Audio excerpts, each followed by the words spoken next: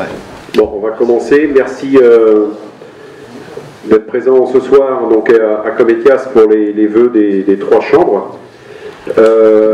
Donc on va prendre la parole chacun notre tour, avant, après, avec des témoignages pour les trois chambres d'agriculture. Après, donc une fois nos petits discours de fait. Avant de commencer, je tiens à excuser donc Patrick Le Diffon, donc le président de Pleurmel Communauté, qui ne pouvait pas être parmi nous ce soir. Et je salue la présence, par contre, de Jean-Luc Bléaire, le président d'OBC, parce que je devais l'excuser aussi, mais il est arrivé, donc du coup, je le cite quand même. Donc, voilà. Donc, mesdames, messieurs les élus, mesdames, messieurs, mes chers collègues, chers amis. Donc, au nom de Cométias et trois chambres d'agriculture, la chambre régionale, les trois chambres consulaires, excusez-moi, la chambre régionale d'agriculture de Bretagne, permettez-moi de vous souhaiter une bonne et heureuse année 2023. Donc moi je suis référent territorial de l'antenne, je suis éleveur de porc à Ruffiac.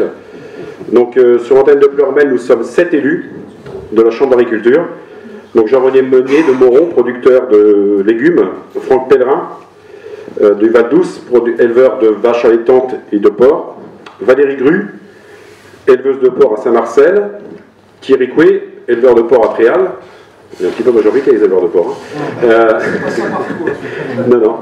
Alain de Chabannes, donc de Boal, donc représentant donc, du Centre national de la propriété forestière, donc qui va céder sa place à ce poste. Et donc on remercie pour son investissement et sa participation à nos travaux. Et donc qui était très assidu Alain à nos travaux. Et donc nous accueillons par contre donc cette année un nouvel élu, donc Pierre Lecovic de Guégon, représentant des chasseurs. Donc nous nous réunissons donc, au niveau de la Chambre d'agriculture au sein d'un comité territorial agricole donc, que nous avons élargi à des représentants de la MSA, des CUMA et du réseau local Résagri qui compte plus d'une centaine de fermes localement. Ce comité territorial agricole aborde une fois tous les 2 mois environ les questions agricoles locales. C'est pourquoi il ne faut pas hésiter en tant qu'élus municipaux de venir vers nous quand vous ressentez des besoins, le ou les besoins. Donc ici, nous appuyons sur une équipe de 18 conseillers agricoles, sur l'antenne de Pleurmel, dans les domaines de la production animale, végétale, installation, transmission, agriculture biologique, qualité de l'eau, ressources humaines, la fertilisation et les circuits courts. Concernant spécifiquement les événements agricoles qui ont marqué l'année 2022, donc avant tout, je souhaite mettre en avant le formidable élan de solidarité des agriculteurs auprès des pompiers lors du feu de la forêt de Brocéliande qui a ravagé près de 500 hectares. 60 agriculteurs se sont relayés pendant 2 jours. Je pense que si le feu a été maîtrisé rapidement, c'est grâce à l'élan de solidarité avec les agriculteurs qui sont intervenus avec des gros moyens et des gros volumes d'eau. Juste pour la petite anecdote, heureusement que le feu est arrêté au bout de 2 jours, parce que ceux qui ont vu la réserve d'eau de Campagnac, il n'y avait plus grand-chose dedans. Donc cet événement risque de se multiplier avec le réchauffement climatique, d'autant plus dans l'est du Morbihan, qui est une zone sensible à cet égard. C'est pourquoi, afin d'être mieux organisé pour l'été prochain, la Chambre d'agriculture, à la demande de la région, participe au plan régional de protection des forêts, Landes contre les incendies. Notre préoccupation en ce moment, sur le secteur et aussi en Bretagne, c'est le devenir de nos fermes et ce qu'elles vont produire demain. Notre atout breton, polyculture, élevage, est très fragilisé et même, je dirais, en danger. Les producteurs de volailles ont subi la grippe aviaire, encore plus sur le secteur. Et les prix de la viande de volaille ont grimpé pour les consommateurs. La production légumière a été impactée par la sécheresse et le manque d'eau dans les champs. En porc et en lait, on constate une baisse préoccupante des effectifs en animaux. Moins d'effectifs de vaches laitières risquent d'impacter nos paysages. Moins de vaches égale moins de pâturage, moins de haies bocagères et demain moins de captation de carbone. À l'heure aujourd'hui, on parle beaucoup de captation de carbone. Ces derniers mois, en lien avec l'inflation, le débouché bio ne sont plus ce qu'ils étaient. De même, l'engouement pour les circuits courts lors de la Covid ne s'est pas confirmé dans le temps, et bien que l'installation dans ce type de débouché se soit intensifiée, les ventes se tassent et les producteurs doivent étendre leur recherche de points de vente pour maintenir leur volume. Également, il va d'une baisse de volume à prévoir, ce qui risque de mettre à mal les outils agroalimentaires de la filière. Malgré tout, sur l'antenne de Pleurmel, qui compte plus de 1000 fermes, du nord à Moron jusqu'à la Gacilly, la dynamique d'installation est particulièrement bonne et nous en félicitons. De nouvelles productions pourraient voir le jour. Nous travaillons par exemple à la mise en place d'expérimentations pour lancer des filières de légumineuses à graines pour l'alimentation humaine. Ces protéines végétales aujourd'hui viennent plus du sud-ouest et du Grand Est, voire du Canada. Là encore, notre secteur géographique s'y prête et nous sommes confiants, même si nos rendements sont aléatoires encore aujourd'hui, par exemple sur le soja, qui est compliqué pour le moment, mais on espère bien que cela pourra évoluer dans les années à venir. Excusez-moi. Nous allons aussi nous concentrer cette année à la Chambre d'agriculture sur deux sujets en particulier, la gestion du foncier et la gestion de l'eau. Sur ces deux sujets, nous aurons besoin d'échanges avec les collectivités locales, mairies, communautés de communes et syndicats de bassin versants. Ces deux enjeux sont majeurs et transversaux pour l'avenir des filières agricoles bretonnes, en interaction forte avec les autres usagers du sol et de l'eau. Mesdames et messieurs, voici donc ce qui sera en outre le cap de notre Chambre d'agriculture pour 2023. Donc pour le témoignage, nous avons choisi cette année le thème de la transition énergétique. Ce sujet nous préoccupe tous. En agriculture, nous avons des solutions. Nous pouvons produire de l'énergie grâce à la méthanisation, le photovoltaïque sur les toits, les trackers solaires, les plaquettes, etc. Et je suis heureux que mon collègue Christophe Lerat de l'OIA ait accepté de venir témoigner aujourd'hui sur la filière bois-énergie locale à laquelle il participe. Pour terminer, je vous souhaite à tous et à vos équipes, votre famille, une belle et heureuse année 2023. Donc, je passe la parole à Jean-Marc.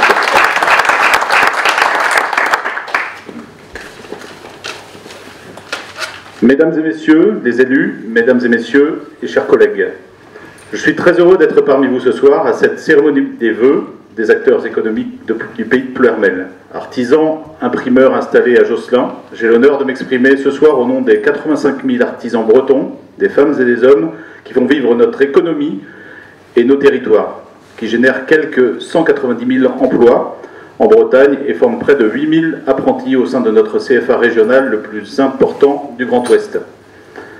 Nous avons donc tourné la page de l'année 2022 qui aura été marquée par un contexte difficile entre la guerre aux portes de l'Europe, l'impact du réchauffement climatique, l'augmentation des coûts des matières premières, des difficultés d'approvisionnement et la hausse sans précédent des tarifs de l'énergie. Mais face au contexte ambiant et à la période de forte mutation, l'artisanat garde le cap. Ainsi, avec 10 000 entreprises artisanales nouvelles créées en Bretagne en 2022 et un nombre d'apprentis qui ne cesse de progresser, nous avons des raisons de rester positifs. En 2023, comme en 2022, la CMA Bretagne sera aux côtés des artisans pour les accompagner au quotidien, les aider à faire face à leurs difficultés. Accompagner est un axe clé de l'engagement de la CMA Bretagne auprès de tous les artisans bretons. Pour cela, nos conseillers sont présents au quotidien pour les soutenir dans leurs projets comme dans leurs difficultés. De la même façon, nous, élus de la CMA Bretagne, sommes là pour les écouter et relayer leurs demandes auprès des instances nationales et territoriales. Il faut le rappeler, mesdames et messieurs, l'artisanat joue un rôle majeur dans notre économie et nos territoires. Les artisans proposent des biens de qualité, produits localement dans une démarche respectueuse de l'environnement. Ils sont présents dans tous les territoires et contribuent à l'attractivité et à la dynamique des centres-villes, des quartiers, des cœurs de bourg, des villages et favorisent le lien social de proximité. Les artisans apportent des services indispensables aux particuliers comme aux entreprises. Et avec une palette de 500 métiers des plus traditionnels aux plus innovants, l'artisanat offre de belles perspectives d'emploi aux jeunes générations. Plus que jamais, la CMA Bretagne est au plus près des artisans pour favoriser l'entrepreneuriat et la réussite. Au plus près de l'artisan, au moment de sa création, reprise d'entreprise, dans toutes les étapes de son développement et à la transmission de son activité. Au plus près des artisans pour répondre à leurs besoins d'évolution, en leur proposant des formations pour renforcer leurs compétences, leurs connaissances ou faciliter leur adaptation. avec notamment des plans d'action dédiés à l'environnement et au numérique, au plus près des artisans pour préparer l'avenir et former la jeunesse au métier de l'artisanat grâce à l'apprentissage, au plus près des artisans au cœur de tous les territoires bretons, en lien avec les acteurs locaux et collectivités territoriales pour favoriser le développement et l'artisanat partout en Bretagne. Nous l'imaginons, 2023, sans aucun doute, sera une année pleine de défis, sans doute difficiles également.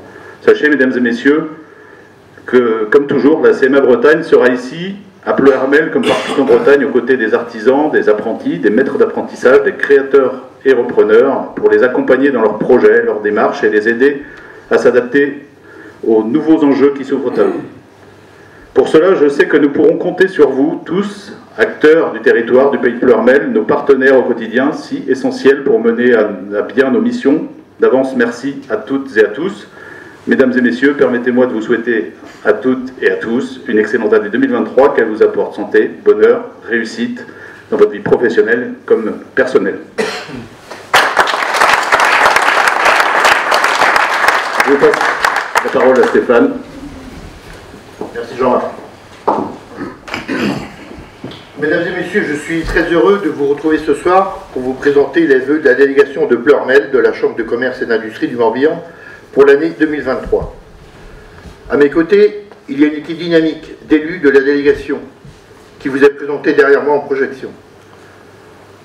L'intelligence collective est le fil rouge de notre mandature. Nous allons continuer de proposer aux autres acteurs de notre écosystème de participer à nos travaux et nous de participer aux leurs. Plus que jamais, cette intelligence collective s'impose pour traverser les crises qui s'amoncellent et qui touchent de plein fouet les entreprises. Nombreuses sont en effet les entreprises artisanales ou industrielles fragilisées par les hausses spectaculaires de leurs contrats d'énergie. Dès mars 2022, nous avons répondu aux alertes des entreprises par la création d'une task force énergie en partenariat avec le MEDEF et la CPME. Plus récemment, le réseau des CCI a été sollicité par les services de l'État pour orienter les entreprises vers les aides proposées par le gouvernement. Sans tarder, nous allons organiser des réunions d'information au plus près des entreprises à travers nos 5 délégations CCI Morbihan, dont celle de Pleuhermel. La CCI travaille toujours étroitement avec les tribunaux de commerce de Vannes et Lorient pour prévenir les difficultés éventuelles des entreprises. Pour les accompagner sur le long terme et dans l'atteinte d'une plus grande sobriété énergétique, la CCI lance cette année le projet Éco-Carbone, soutenu par la préfecture du Morbihan et financé à ce jour par l'ADEME. Changer nos pratiques pour consommer moins d'énergie et réduire l'impact environnemental, tel est le credo de ce nouveau dispositif. Dans le même esprit, notre dispositif Écodo, initié en 2020, a pris tout son sens au pic de la sécheresse de l'été dernier. Depuis janvier 2023, ce programme est régionalisé via la CCI Bretagne et reste piloté depuis la délégation de Vannes. Par ailleurs, la CCI continue d'agir en faveur de l'emploi, en partenariat prioritaire avec Pôle emploi et les missions locales, afin d'accompagner les entreprises dans leurs difficultés de recrutement. Ainsi, 3 escales métiers ont été organisées par des entreprises de l'hôtellerie, restauration, transport et agroalimentaire. Il s'agissait d'amener les candidats à la rencontre des entreprises de ces 3 secteurs d'activité représentatifs de notre territoire. Par ailleurs, 4 ateliers ont été organisés et ont associé des entreprises du territoire autour de différents thèmes, comme le CV d'entreprise, la rédaction d'offres d'emploi attractives, la qualité de vie au travail. Autant de sujets pour mieux recruter. Comme vous le savez certainement, le territoire pleuhermelais connaît de nombreux métiers en tension. Avec un taux de chômage de 5,2% au second semestre 2022, nous avons peu de candidats pour ces secteurs qui ont besoin de recruter. Aussi, nous devons, toutes et tous, communiquer dès que nous le pouvons afin de faciliter le recrutement dans ces métiers. Nous constatons également, au fil des ans, que le département du Morbihan bénéficie d'une attractivité hors du commun. C'est une grande chance pour notre économie, mais les difficultés de logement sont le revers de ces bonnes nouvelles. La pénurie de logement est un frein important pour le développement économique de notre territoire. Avec le zéro artificialisation nette des sols, ne vont pas arranger les choses. Le séminaire organisé par la préfecture en octobre 2022 à Grandchamp a permis de mettre à plat les problèmes rencontrés sur l'ensemble du département et d'échanger autour d'expérimentations comme celle développée à la Gacilly par Yves Rocher. Je pense également à Mix Buffet, entreprise basée à Guerre, qui propose des navettes en bus pour aller chercher directement son personnel à domicile et l'emmener à l'entreprise. Il doit falloir faire preuve d'ingéniosité, de cohésion et de solidarité territoriale. Il faut également noter la forte envie de se lancer dans la création d'entreprises. Nous constatons que l'activité économique est soutenue sur la délégation et elle se traduit concrètement par des statistiques encourageantes.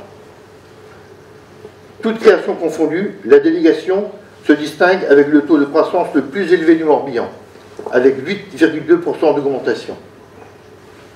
Les créations nettes sont également significatives, car elles croissent de 12,5%, alors que la moyenne départementale s'établit à moins 5,9%.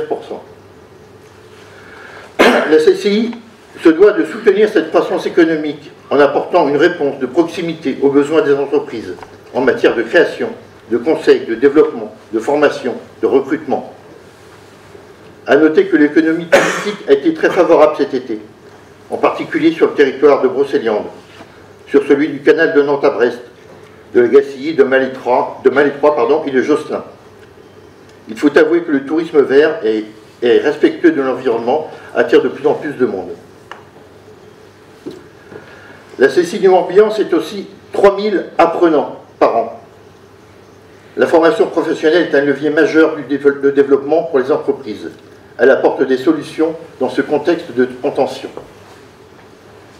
La CCI du Morbihan déploie à la fois une offre de formation continue pour répondre aux besoins en compétences des entreprises et une offre de formation diplômante avec un axe majeur autour des métiers du numérique avec l'école CS2I et également autour de la cybersécurité. Sur notre territoire Pleuremelais, nous avons déployé un groupe plateau. C'est un programme d'accompagnement de dirigeants de TPE et PME. C'est un réseau de chefs d'entreprise souhaitant améliorer leurs pratiques, monter en compétences, mutualiser leurs expériences pour progresser ensemble, tout en élargissant leur tissu relationnel, et ce, dans un esprit de convivialité et en toute confidentialité. Sur notre territoire Pleuremelais, riche de 35 communes, nous sommes fiers du travail mené par la délégation aux côtés de Pleurmel Communauté et d'Oust-à-Brocéliande Communauté. Après notre participation à des ateliers d'information et de sensibilisation auprès des adhérents des clubs d'entreprise, mon souhait est d'impliquer davantage la délégation dans des actions en commun aux côtés du club d'entreprise Brézéo, présidé désormais par Jean-Yves Dubourg, dirigeant de Dubourg Encadrement à Guégon et par ailleurs membre de la Chambre de commerce. Alors certes, la vie économique à l'an dernier était fortement impactée par les travaux menés en centre-ville de Pleurmel, et ce n'est pas fini. Ces travaux ont débuté en 2022 et devraient se terminer fin 2024, voire 2025. Il faut qu'on se dise que tous ces travaux sont un mal pour un bien, selon l'adage bien connu. Pour les entreprises qui souffrent d'un manque à gagner, la ville a mis en place une commission d'indemnisation appuyée courant 2022 par les deux unions commerciales, la CCI et la CMA. Il ne faut donc pas hésiter à déposer un dossier. Pour finir, je voudrais remercier l'ensemble des élus, membres de la délégation, ainsi que les collaborateurs ici présents, pour leur implication au quotidien et la qualité de leur travail. Et je vous souhaite à nouveau, à vous tous, ainsi qu'à vos familles, une excellente année 2023. Maintenant, comme il n'y a rien de plus concret qu'un témoignage d'entreprise en matière de transition énergétique et de développement durable, j'invite tour à tour Christophe Laura, M. Boueffard et Le Gall et Emmanuel Germain à venir nous présenter des solutions qu'ils ont mises en place. Merci.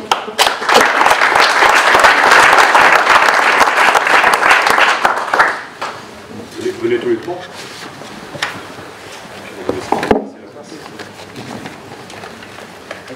Bien sûr, s'il y a des questions à poser aux témoins à l'issue, avec plaisir.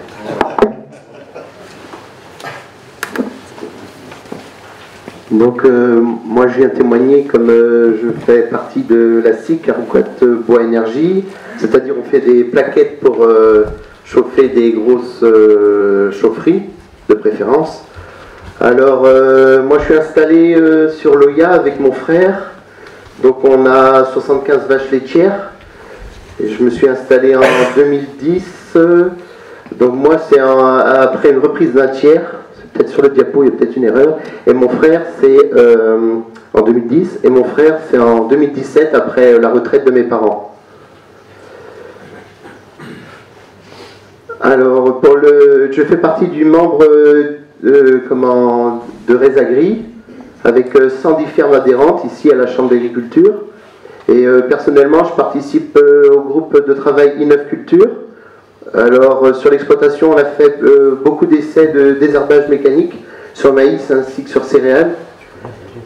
Et mon frère, il est plutôt dans le groupe fourrage, donc il travaille plus sur le pâturage et la gestion des stocks fourragers. Pour la SIC Argoat Bois Énergie, donc moi j'y suis depuis 2014. Et donc ça consiste c'est un collectif d'agriculteurs qui vend du bois plaquette. Donc on se retrouve ensemble parfois et on a quelqu'un qui gère cette SIC qui est employé à mi-temps. Et donc la SIC Argoat Bois Énergie recouvre les 3/4 du Morbihan. Et voilà. Pour la SIC, on livre 18 chaufferies, comme par exemple l'hôpital de Pontivy, la piscine de Questembert, la Sylvadec à la Chapelle-Carreau, ou au Roque-Saint-André plutôt. La SIC a une tendance plutôt à monter en tonnage, donc on est à 3200 tonnes vendues en 2022. Contre 2700 l'année d'avant. Et donc ce qu'on peut voir dans le tableau, c'est qu'on est sur un total de 3200 tonnes et sur Plermel, on est sur un 900 tonnes, sachant qu'on a baissé du fait que la Sylvadec du Roque Saint-André a baissé en activité, comme il y a une crise dans la fabrication du bois composite, voilà. Donc du coup ça nous fait moins fournir sur Sylvadec. Alors pour obtenir ce bois déchiqueté, chaque année on plante des arbres. Bon, bien sûr ils sont là aussi parce qu'ils sont restés depuis le remembrement, ceux qu'on émonde. Oui, les arbres qu'on émonde sont restés depuis le remembrement. Entre autres, ils font de l'ombre pour les bêtes et ils se trouvent tout autour des champs. Si on veut, sur l'exploitation, on crée des paddocks, c'est-à-dire des carrés d'herbe pour les vaches de 2 ou 3 hectares, et autour, on s'occupe de replanter. Et nous faisons des commandes grâce à Resagri à un prix quand même plutôt attractif. Alors je coupe le bois de mes haies ou les mondages, je le transporte ensuite directement sur la ferme. Alors chacun fait comme il veut, parce qu'il y en a qui broient sur champ, et chez nous on a fait le choix, on ramène plutôt à côté de la ferme, comme ça on a tout dans le même endroit. Et ceci coûte moins cher aussi en horaire de déchiqueteuse, comme tout se passe en peu de temps. Et après, nous stockons les copeaux sous un hangar, justement l'hangar de la ferme que j'avais repris quand je me suis installé. Et pour chez nous, on vend environ 40 tonnes par an de bois déchiqueté. Aujourd'hui, on voulait prendre la chaufferie, l'exemple de la chaufferie pour chauffer la piscine de Questembert. Comme on a entendu parler que sur Plermel, il était prévu une nouvelle piscine. Alors on profite de cette soirée pour annoncer qu'on était là. Et la piscine de Questembert fait 600 mètres cubes d'eau et consomme 48 000 € par an de bois déchiqueté, soit 400 tonnes de plaquettes. Et pour un besoin c'est l'équivalent de 1500 MWh par an. Tandis que les piscines au gaz ont plutôt, ce qu'on a pu relever, une facture de 150 000 € de gaz aujourd'hui, voire même plutôt hier, comme ça a plutôt augmenté. Alors, à savoir que le prix du gaz, il augmente très beaucoup, il peut avoir des variations dans les futures années, qu'on ne sait pas du tout. Et le prix du granulé, lui, a augmenté de 100%, et il a doublé, comme il y a aussi des chaufferies qui ont fait le choix du granulé. Et tandis que le prix de la plaquette, depuis les augmentations, a augmenté de 20%. Donc on a un barème, je ne connais plus trop, c'est en fonction du prix du fuel, du prix aussi de la main-d'œuvre. Et comme il n'a pas trop augmenté, comme nous avons un faible coût du transport, du fait que nous travaillons beaucoup en circuit court, c'est-à-dire que notre employé s'occupe de savoir où sont les tas et où sont les chaufferies, et il arrive à dispatcher ça au plus correct. Et ce que je veux dire, pour monter une chaufferie, au préalable, faut vraiment choisir la chaudière en concertation avec la SIC, c'est-à-dire pour savoir quelle granulométrie de bois il faut faire. Parce qu'on peut, là c'est du bois, on est sur du 5 cm, et on peut avoir du bois à 3 cm ou 8 cm. Et du coup, il faut bien réfléchir à ça pour choisir sa chaudière. Voilà, pour moi. Merci de votre écoute.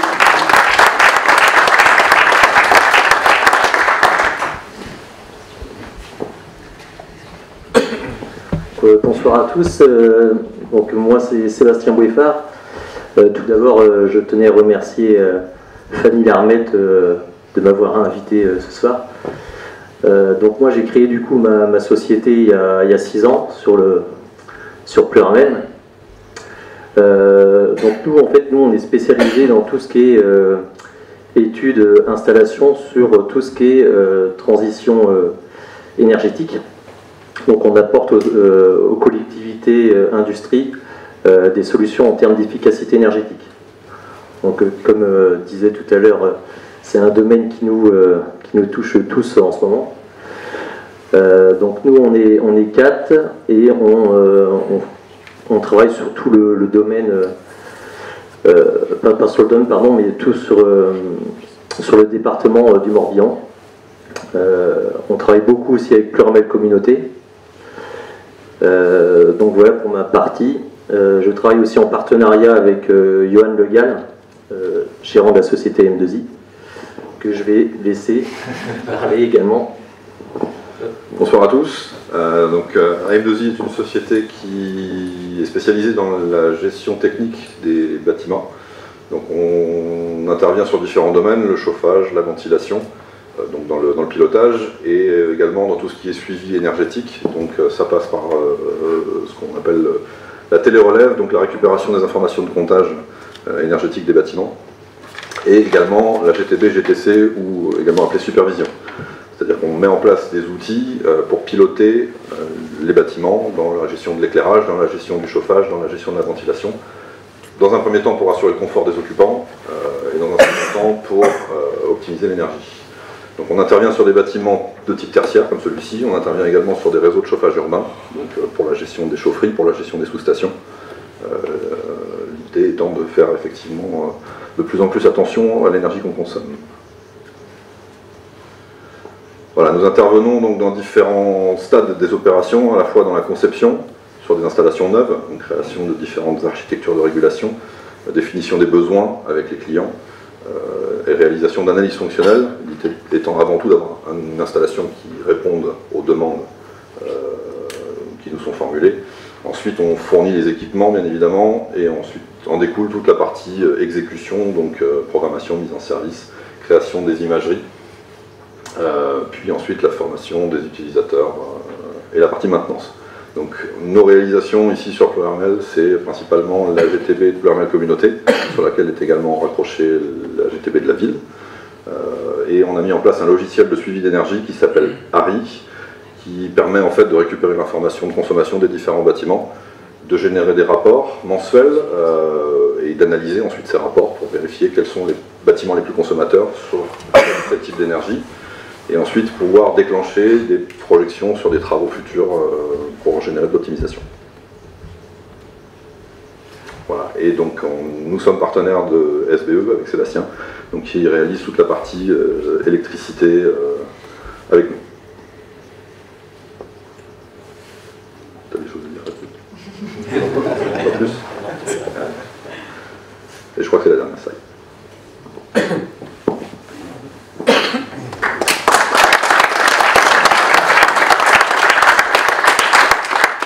Bonsoir à tous, je remercie la CCI de m'avoir invité pour présenter ce que j'ai mis en place dans une de mes entreprises. Donc pour ceux qui ne me connaissent pas, je m'appelle Emmanuel Germain. J'ai repris une PME sur Campénéac il y a 16 ans, un fabricant de blocs forêts hydrauliques. Donc à l'époque, c'était 14 personnes, on faisait 1,5 million de chiffre d'affaires, et aujourd'hui on est 36 personnes et on fait 6 millions d'euros. Voilà. Donc l'année dernière j'ai repris une autre société aussi, voisin, on voit le bout du bâtiment là, qui était en difficulté. Donc là c'est une chaudronnerie industrielle, c'est 14 personnes. Donc aujourd'hui c'est remis à flot et on est 18 personnes. Voilà. Il y a un petit peu de complémentarité, j'ai dopé avec des clients d'Hydromatec et aujourd'hui on est full en boulot, quoi. Donc la problématique c'est que nous, l'année dernière, bon, moi j'achète beaucoup de matières premières, de l'acier, de la fonte, de l'aluminium et de l'inox. Et en fait, on s'est pris des fortes augmentations sur la matière première. Bon, moi je consomme à peu près 400 tonnes j'achète 400 tonnes d'aluminium par an, autant d'acier, autant de fonte. Et nos prix ont été multipliés par 2, voire par 3, quoi. Donc on n'a pas su tout de suite répercuter à nos clients et on s'est pris 7 points de marge. Voilà. Donc 7 points de marge sur 6 millions d'euros de chiffre d'affaires, ça fait un peu de résultats en moins, quoi. Donc en début d'année 2022, j'ai découvert chez un de mes clients en fait, les trackers solaires. Alors j'en avais vu sur des installations agricoles et je ne savais pas trop si c'était transposable sur une installation industrielle. Donc je me suis renseigné en début d'année et je leur ai fait faire un audit de mon installation. Et donc de là, on est arrivé à cette solution-là. Alors auparavant, moi j'avais déjà fait, parce que j'ai un contrat jaune de 400 kVA, et j'avais fait installer des batteries de condensateur, parce qu'en fait la facture elle est due aussi au pic de pression. Donc bon, c'est un peu technique, mais ça permet de faire baisser le cost fee. Et donc là on avait déjà économisé un petit peu de facture EDF. Bon, il n'y a pas de secret, bon, moi la facture EDF à l'année elle est de 100 000 euros à peu près. Voilà. Donc on peut mettre le slide après. Donc l'idée d'installer, moi j'avais du terrain sur place, alors j'ai pas voulu en mettre sur le côté parce que j'ai en prévision peut-être de doubler le bâtiment. Donc je voulais pas me séparer de ça. Donc en fait, bon, le slide c'est OKWin qui me l'a fait, donc je me suis pas trop emmerdé. Et donc, bon, pourquoi mettre des trackers solaires? Donc, pour agir maintenant sur l'environnement, garantir des prix fixes, voilà, et produire à moindre coût. Donc, l'étude qui a été faite pour nous, donc c'est le slide d'après, on est arrivé à une solution avec 4 trackers solaires. Ah oui. Ouais, ça, on va revenir sur celui d'avant, je vais vous expliquer celui d'avant. Donc en fait l'avantage, j'ai hésité, au début je pensais mettre sur mon bâtiment, mais il n'avait pas été conçu pour. Et puis c'est toujours un peu emmerdant parce que les assureurs ne sont pas très friands de ça. Et j'ai déjà des grosses assurances par rapport à mes moyens de production. Et donc là la facture s'enflammait aussi sur de l'assurance. Donc j'ai choisi de les mettre à l'extérieur. Et donc c'est des panneaux en fait qui sont, il y a 4 panneaux de 120 mètres carrés. Donc, bon, ok, par rapport à des trackers sur les toits, les rendements sont d'à peu près 70% meilleurs. Voilà. Parce qu'ils suivent le soleil, ils sont ventilés, et en fait, ils sont bifaces, en fait. Donc, ils sont réfléchissants aussi. Le reflet du sol remet 15% d'énergie. Alors, là, je ne l'avais pas fait parce que j'ai installé des gravillons blancs autour et je dois gagner 15% de plus en rendement. Donc, sur le slide, voilà. Donc, on va passer à celui d'après. Donc là, on voit mon installation, en fait, hein, et j'ai mis les 4 trackers.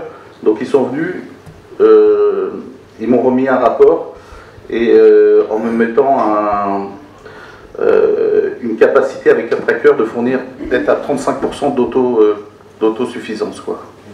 Donc après, ça dépend de la météo, forcément. Ça dépend de la saison, hein, parce que là, sur le mois de janvier, par exemple, là, je suis à 14%. Et ça dépend de pas mal de choses. Mais depuis le mois de septembre, on est dans l'objectif. Donc on est parti pour 35% d'autoconsommation, quoi. Donc l'investissement, moi je les ai fait installer au mois d'août, parce que l'usine est fermée au mois d'août. Donc comme il y a des coupures, c'était plus facile. Grosso modo, ça m'a coûté 240 000 €. Il n'y a pas d'aide. Pour les industries, il n'y a pas d'aide. Peut-être pour les agriculteurs, il y a des aides, mais pas pour nous, les industriels. Et bon, avec une facture comme était l'année dernière, ils nous annonçaient 6 à 8 ans de retour sur investissement. Aujourd'hui, avec l'augmentation des factures, on est plutôt sur 4 ans. Voilà. Donc à titre indicatif, donc moi je suis sous contrat avec EDF, et on a eu x3 sur les heures d'hiver et x2 sur les heures d'été. Alors bon, ce qui est un peu emmerdant, c'est que les trackers, ils produisent moins l'hiver et plus l'été. Mais bon, ça minimise le truc, quoi.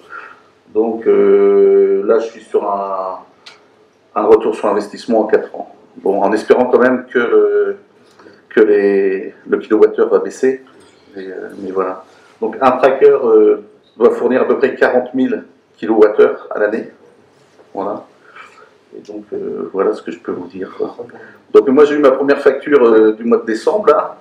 Au mois de novembre, EDF m'a envoyé un courrier en me disant on va vous mettre x3, on va vous mettre en heure d'hiver, x2 en heure d'été.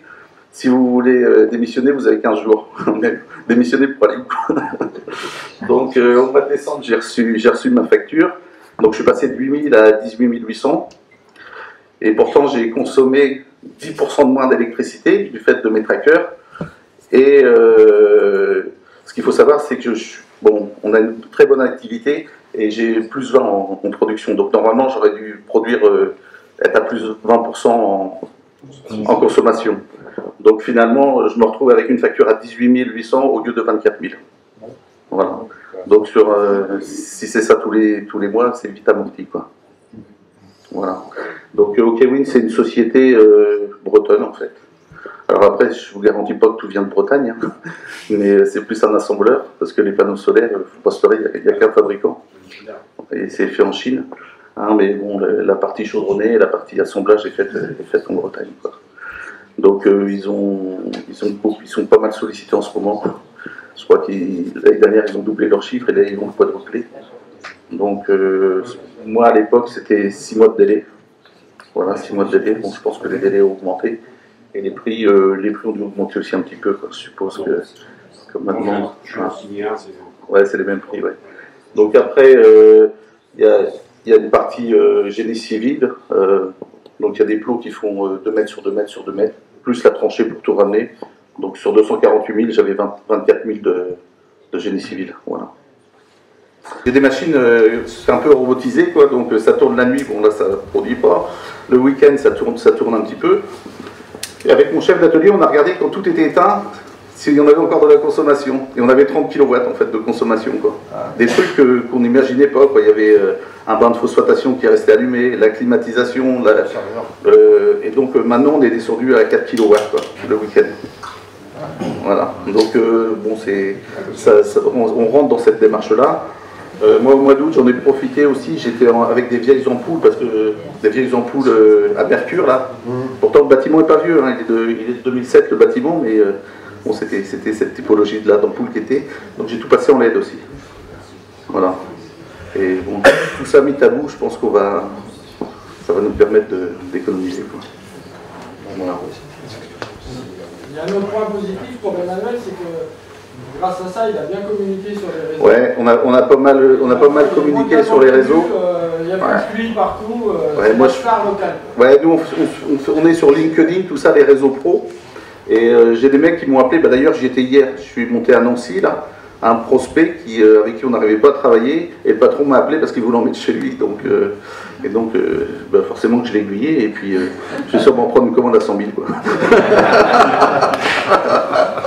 Donc voilà, mais bon non, c'est vrai qu'au niveau communication c'est sympa, on a eu la visite de clients comme Manitou qui sont très preneurs de ce genre voilà, ce genre de... Notre premier client a communiqué dans son journal interne en disant voici un exemple d'un de nos fournisseurs modèles, quoi. Donc c'est plutôt bien pour l'image de l'entreprise, quoi. Voilà. Donc voilà, faut pas hésiter. Si vous avez besoin de blocs hydrauliques, faut pas hésiter non plus. C'est un peu particulier hein, ce qu'on fait. Je sais pas si tout le monde me connaît, mais voilà, on travaille avec des fabricants de machines agricoles. On fait des pièces pour monter sur les chars, sur les sous-marins. C'est un atelier de mécanique, quoi, finalement, c'est l'usinage. Voilà, voilà. S'il y a d'autres questions. Merci. Bravo.